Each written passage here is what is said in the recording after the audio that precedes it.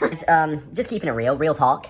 I'm about a week and a half shy of the 5-month mark from when I started training very intensely in the pursuit of going pro, playing at the highest level. And I think I'm seeing still a bigger gap between myself and these highest level players, a bigger gap than I anticipated at this time. And, you know, a lot of it going into it was guessing. And there was, I guess, some educated guessing, but, you know, how fast would I climb and how big a gap was there. And there still is a gap, and I'd be lying if I didn't say that wasn't a little discouraging. And now I'm about to go play this tournament, again, at this 5-0 open level. Maybe it was naive. Probably was. And I guess a lot of people embark on something big with some naivety. And that's not always a bad thing, or else who would ever embark on a journey of greatness in anything? Because it's going to be difficult.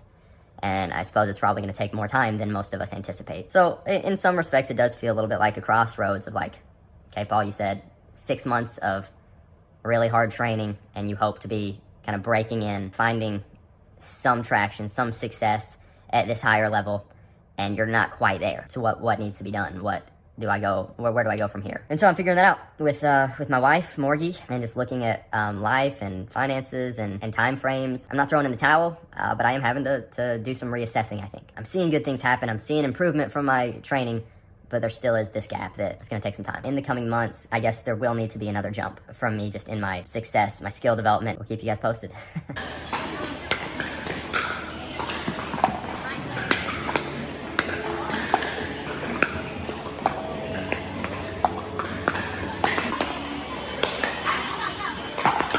There we go.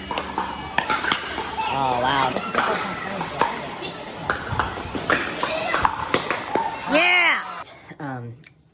If I'm being honest, vlogging is one of the last things that we want to do right now. I'm being totally honest. Like, I know for, especially Morgan, but oftentimes these times are the most appropriate times, if we're just being real, the most appropriate times to vlog, because it is showing the realities of life rather than like the polished stuff. We just had our drive back from Cleveland, Tennessee to Lexington, Kentucky, and it was horrible. It was the ride from hell. It was horrible. Primarily, it's just so fascinating to, like, when you're in the moment, in the thick of it, it feels horrible. And Morgan, I would like for you to share just your experience there, and I think hopefully there will be some good stuff that comes out of it for our viewers and for us. Take the camera while I take my coat off, baby. Let's just take a little seat, guys. And again, I'm not trying to like put Morgan on the spot. I'm not trying to make something bigger than what it is. But it was so excruciating and gut-wrenching that I feel like we almost have to debrief. Like, I knew that we were going to debrief, but we're vlogging as well, so might as well debrief here. Go, Morgan. Tell them what happened. There's a lot. Well, guys, so today is Sunday, and I played with my brother in the 4-0 mixed division, and we played 4 games. There were 5 teams in our pool. We played 4 games, and we won 1, lost 3. And as soon, we went from game to game to game to game. There really weren't any breaks, which is fine. But as soon as I was walking off the court from the last game, my mom was like jogging towards me and was like, Luca just shoved something up his nose. And she was like trying to keep me calm, but she was like, he just shoved something up his nose, which he's now done like 3 or 4 times. He's okay. I need to find the nose sucker so I can suck it out. And I was like, that's not gonna work. I gotta go. Move your chair over this way. Let's try to get out of the overhead a little bit. So we had just lost like our last game that like was, if we had won that game, we would have made it into the medal round, or the whatever, semifinals. Main draw elimination, yeah. So that was like a bummer, but I like didn't even have a chance to process that because I was like booking it then to run to go help Luca. So I like literally run, cover his nose, and blow in his mouth. A snot bubble thing puffs out of his nose. Fruit strip. He shoved a fruit strip up there. Already like playing in a tournament of pickleball it's emotional because like you're just investing so much. It's so high kind of intensity, high energy. And obviously they had hoped for a little better results. So yeah, immediately coming from that to like mom mode, it wasn't ideal. And we knew that this was potentially going to happen. It's a lot to juggle, taking 2 babies and do this pickleball tournament stuff. It's stuff that we're having to figure out as we go. Yeah, so anywho, I jump to that, then as soon as I'm done with that, I literally turn around and Judah has come over to me in his little walker and grabs onto me and starts like yelling at me to get him out of there. So I pick him up and get him out, and yeah, just jump into mom mode. Then, you know, we find out like we're officially done playing, and so we just load up. And we head out, and that was it. Well, and we had kind of contemplated what the best option was going to be. We knew she was probably going to get done around 6 o'clock, and it was like, do we stay another night because it's about a 4.5 hour drive, or do we grab some food and then head back to Lexington? And I wanted to stay the night. She wanted to stay the night. I wanted to get back to start our weekly routine, get back for Monday morning stuff, and also not spend money on another night. And I felt like we weren't going to get home super late, so I felt like it was very doable. She, I think, was thinking more about the kids' sleeping schedules, which I understand. I just had a very, very gut-wrenching feeling that the drive was not going to go well. I knew that Judah specifically probably wasn't going to get amazing naps, which means we would have an overtired baby who doesn't like being in the car in general for long periods of times, and the timing was going to be super weird, and I was correct. I was freaking right. So the first hour... Well, and I was optimistic. I knew there was potential for that, and to me, I kind of weighed things. It was going to cost, again, more to stay another night. It was also unloading our stuff all in a hotel. It was just, I weighed things out. I decided, let's get home. We'll get home at a decent time. And hopefully the kids will sleep. And that did not end up being the case, particularly for Judah. Luca fell asleep at 9:30. Judah fell asleep at 10:10. So literally for 4 hours, Judah Hey, you're all about the details, screamed though. and cried. No, it's part of the story. Well, yeah, no, right. And it's why it was a ride from hell. Yeah, you're all about the details, so I was going to say, as soon as we left the pickleball place, we ran to get food and then get on the road. We go to Freddy's Burgers. Morgan was in the mood for Freddy's Burgers. We sit there in the line. For probably 35 minutes. Like, literally terrible. And we're trapped. Like, we can't get out. It's like there's like a literal hill that we cannot drive our car over. So we're sitting there, and then that's when, like, the kids start crying. And then we get up there, and he's like, hey, the fryers were packed inside, so it's going to be even longer. And we're just like, this is the beginning of our hopefully good road trip home. And it was even in that moment, I just felt like there was, I don't want to, like, over-spiritualize it, but just this spiritual heaviness of kind of like, all right, here we go. We can kind of choose mentally and spiritually and emotionally how we're going to react, because it's probably going to be a rough trip home. Like, I just was feeling that. I don't know, were you feeling that? Or were you just kind of like was your mood just tanking? I was already ticked off. Yeah. And again, you're just coming straight from losing your final game. You had no time to process it. It was unfortunate. So then we're sitting there for a long time, wanting to be on the road to get home at a good time, knowing that there was some snow that was coming, that we were trying to, like, okay, we'll have to probably drive through a little bit of snow coming down, whatever. Yeah, so then we get on the road, and Judah was, in my mind, I'm thinking he's gonna wear himself out, probably cry some, and then go down. It was horrible. And I get it, what you're saying of, like, something about when a baby starts not just crying, but, like, scream crying. There are certain times when that's just, as a parent, really, really difficult to just on our emotions. It's like a physical pain for me when I hear my children cry. And, like, my brain is like, the neurons in my brain are just going fireworks insane. And I can't think or process or do anything. I cannot breathe. Yeah, and also in your mind, I just know now how it all works. You're thinking about tomorrow. You're thinking about how this is not just messing up right here and right now, but the sleep schedules. You're very invested in their sleep schedules.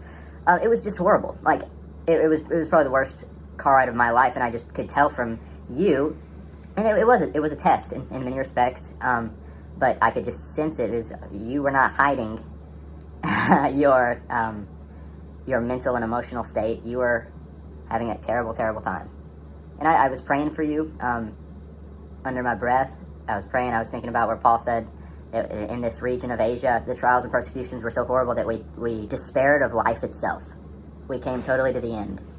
And that's where I felt like Morgan was. God gave me, I think, just more grace to endure.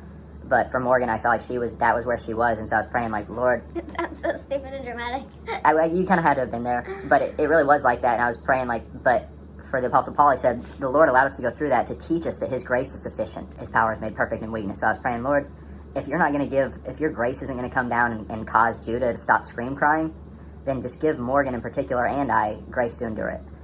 I don't know that he necessarily, I don't know that Morgan received that grace, but we made it home, and now we're here sitting here talking to you guys at 11 p.m. And there were little graces throughout the trip. If you look back and you really, really pay attention to it and look for them and receive them. But man, just buying, like, as a whole, the car ride was horrible. Particularly for you.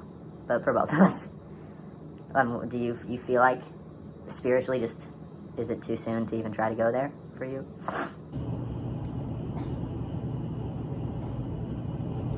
I just don't really want to be processing this on camera. Okay. Knowing that we have a million haters who are going to make stupid videos about this. About us and our marriage and Morgan sitting here, blah, blah, blah. Well, It's just a lot. yeah, it's hard. Some people are going to watch this and probably not get it. Others, I think, are going to watch it and actually have a ton of empathy. And it sounds cheesy to say, like, oh, when you're a parent, you know, you'll get it.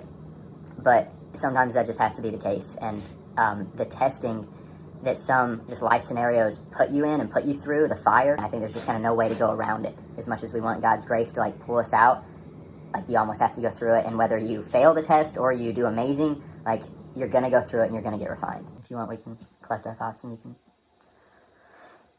end it tomorrow. There's very little that can prepare you for moments like that. I think I'm just mad at myself for, like, a lot of reasons. I'm mad at myself for doing this pickleball tournament because it's just, like, not the time in my life to be doing this pickleball tournament stuff. Like, and so, like, I made it 10 times harder on me and everyone around us because they all had to watch my kids. And, like, why did I do the tournament? Like, what the crap was the point of that? And then I feel like I worked really hard to, like, play well at the tournament, and I just didn't do what I hoped I would do. And it just sucks to lose so much. Like, it just hurts. Hey, let me ask you this real quick. I appreciate you opening up. Do you feel like there were any moments in the tournament where you were like, wow, like, I actually am playing well, and the work I've put in has paid off, and I am enjoying it? Not really. Like, I knew that I was playing well, but it wasn't good enough, and so that's just what sucks. But it's like, of course it wasn't good enough. I can't play every day of my life. Like, I'm a mom of 2 kids. These people that were going up against play so much more than me, so, like, what did I expect? It's just stupid.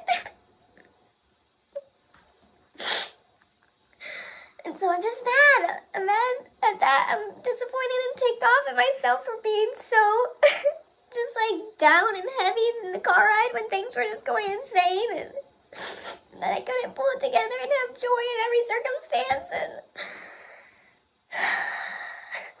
Yeah, there was a lot. It wasn't just like, man, our kids are screaming for a car ride. Like, there was a lot more that was in the air and just in the mentally. We'll wrap this up tomorrow. I can be a little emotionally distant. Stay, and both of us, but particularly Morgan, has had a chance to gather ourselves. And Morgan, if you feel so inclined, I don't know, exactly how much footage we'll keep from that conversation yesterday before bed. You were tired. It had been an awful car ride. But let's just kind of revisit it. How are you feeling today? still semi-struggling, but not as bad. I'm feeling myself reemerge. Yeah, I'm just having to really program my brain to focus on the good that I have in my life. It sounds so stupid because literally this is pickleball. Well, it doesn't sound stupid. Whoa. It doesn't sound stupid at all. And yeah, it's pickleball, but it's other things wrapped into that, including just the intensity of the car ride last night. But you actually, as we were driving and I looked over and I just heard probably 15 times deep sighs of anguish. And again, it was just so obvious. I thought to myself, and obviously I had pity for you and my heart went out to you, to both of us. It was bad. But I just thought to myself, come on, Morgan, dig deep and find the good things that we can be thankful for, even right now in this awful car ride. Mm-hmm. There are good things, and God is giving us grace, even if his grace isn't to cause Judah to stop going crazy. But there is grace. There's sweet little moments here if we can really choose to find them. Mm-hmm. And I know you were having a hard time, I think, finding those. Mm-hmm. Looking back on it, do you feel like there was any grace there? Oh yeah, I mean, obviously looking back on it, I'm like, Luca never cried, except for the first 35-ish minutes. I was telling Paul about my encounter with the Lord last night, and after sharing it all with him and us talking, he was like, you don't have to do this, but I think it could be really cool if you share this and we can put this in our blog.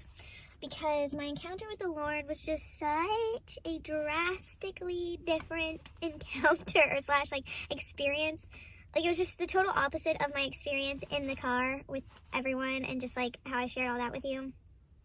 And just like how negative and down I was. So this just is a really cool counteractive experience. I don't know what I'm saying. If anything I'm saying is making sense. But anywho, randomly I was on Instagram and I found a reel and I watched it and it was just like the sweetest thing I'd seen in such a long time. And then I don't know why this reel popped up, because it wasn't like the type of content that I watched. So it was really weird and random. But I clicked on this person's page and went through their Instagram for a little bit, like a few minutes, and I saw that just some clips of this podcast interview that they were on. Basically, it was this guy talking about how he lost his wife to cancer, him and his 5-year-old, their 5-year-old. She died when I think he was 4. And he was just talking about it. And the Lord just used that to just like wreck me, to destroy me. Like, I literally was like brought to my knees. Like, I don't cry really when I see things on Instagram or like reels or TikToks that people are like, this is so heartwarming. Like, I'm just kind of like, okay, move on. It doesn't really affect me. I don't know. Maybe I'm heartless. I have no idea. But I watched this guy's reel with his son, and his son was talking to him about Christmas and heaven and where his mommy was and stuff. And I don't know. It just wrecked me. And it just made me realize that, like, I am wasting my life if I am not living in a heart posture of gratitude every single day of my life. Like, it's a waste. I'm like spitting in the face of everything good that God has given me. I'm spitting in the face of my husband. I'm spitting in the face of my kids and my family, my friends. Like, if I don't live in a heart posture of gratitude, what is the point? I will say that I have been a negative Nancy for a really long time. And I don't think that it was like because I just want to live in a negative headspace.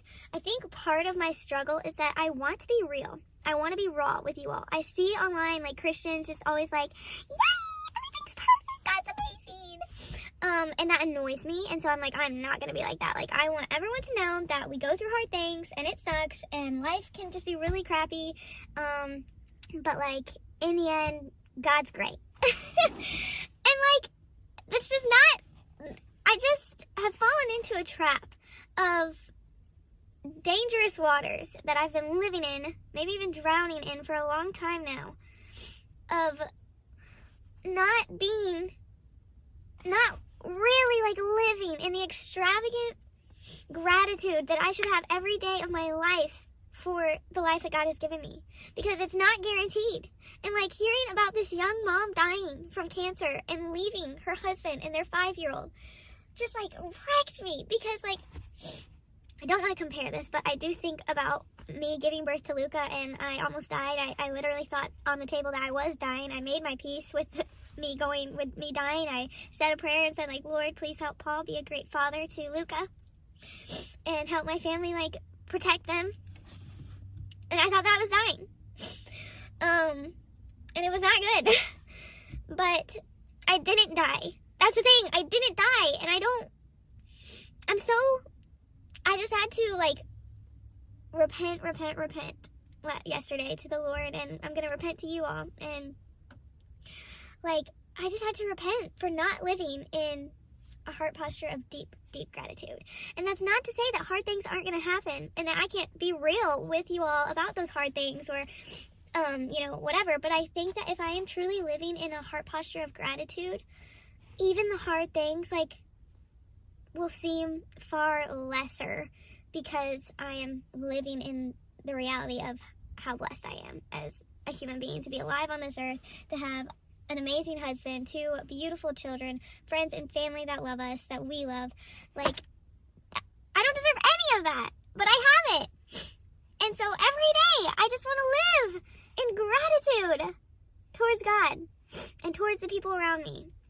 I want joy to just be so obviously radiating off of me in every situation. And I want the times that I share real, raw, hard moments of life with you all to, like, still, you guys just sense, like, man, like, she's going through something so hard. But wow, like, the insane, like, gratitude and, like, joyfulness that she's walking in is just beautiful. And I desire that. Like, I want to be that. And so I know it's going to be like a daily thing that I have to choose because it is a choice to walk in joy and gratitude. And yeah, so anywho, crazy revelations. And emotionally available I can be. Don't touch me. I believe there was grace given by God for both of us to tap into that would have made that car ride more bearable. And I know that's what you believe. And we gotta open up here on YouTube and talk about this. Like, this is I win gold in that tournament. It's incredible. My second gold, baby. It's incredible. Unfortunately, that's gonna be your last for a long, long time. I get home and my dad was building a swing set for Luca and Judah. So sweet. And he has to leave. He wasn't able to finish it, so I got there and I finished it. I built a swing set. And so, anywho, wake up Sunday morning and I feel that headache. Real quick, apologize. I was mowing while you were building the swing set, right? Yes, babe. For the haters, I was mowing. Pretty sure, right? Right? Wasn't I? You went and played pickleball. Surely not. You were like, almost the other night. That was when I went out and, yeah. I went and, yeah, because I got a text from some of the old friends. Yeah. That's what happened, yeah. So I didn't mow. No, and he just left me. Full permission to go, and I truly meant it. I was like, I'm going to have a nice, peaceful night out here, building this swing set, sipping on my sparkling water. I blessed her, I think you could say, by allowing her to have that night to herself. Such a blessing. It's really fake and gay.